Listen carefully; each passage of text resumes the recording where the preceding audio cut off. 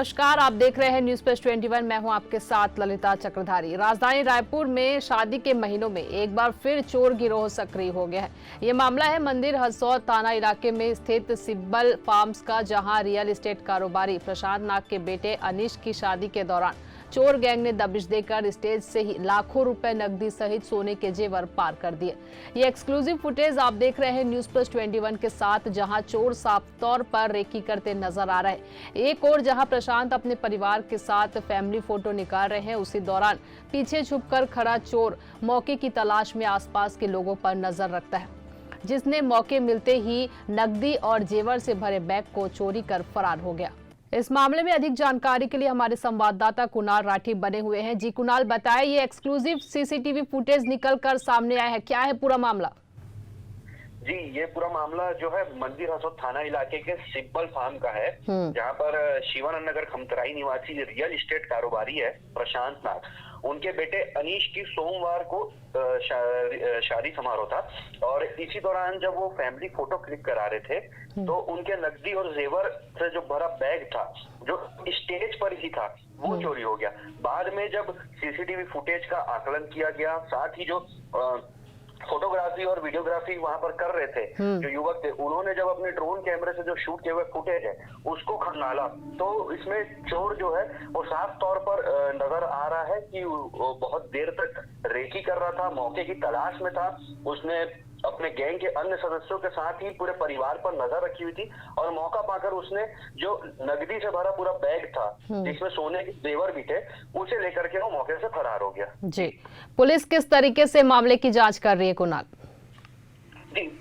फिलहाल real estate कारोबारी प्रशांत की शिकायत पर पुलिस ने आरोपी के खिलाफ मामला दर्ज कर लिया है और चूंकि इसमें जो सोने के जेवर थे वो भी चोरी किए गए हैं और जो मेहमानों द्वारा लिफाफा जो है वो दिया गया था शादी समारोह में, वो तकरीबन 450 लिफाफे थे, जिसकी जो कीमत है जो प्रशांत आंक रहे हैं वो तकरीबन 3 से 4 लाख रुपए और 50,000 रुपए नकदी भी उस बैग में थे। पुलिस पूरे मामले की जांच कर रही है, आसपास लगे सीसीटीवी फुटेज भी खंगाले जा रहे हैं। आपको बताना चाहूंगा ललिता, इसमें पुलिस जो है सीसीटीवी फुटेज के माध्यम से चोर का हुलिया जो है वो पहचान में आसानी से आ जा रहा है और इसमें जो है 2 आरोपी फिलहाल अभी वेरीफाई की गए हैं, क्योंकि जो स्टेज पर चढ़ा हुआ जो आरोपी है वो साफ तौर पर फुटेज पर दिखाई दे रहा है कि जो चुराया हुआ बैग है वो दूसरे अपने साथी को दे रहा है और दोनों फिर कार्यक्रम स्थल पर जो अलग अलग गेट है, एंट्री और एग्जिट, दोनों अलग अलग गेट से जो है वहां से निकल जाते हैं।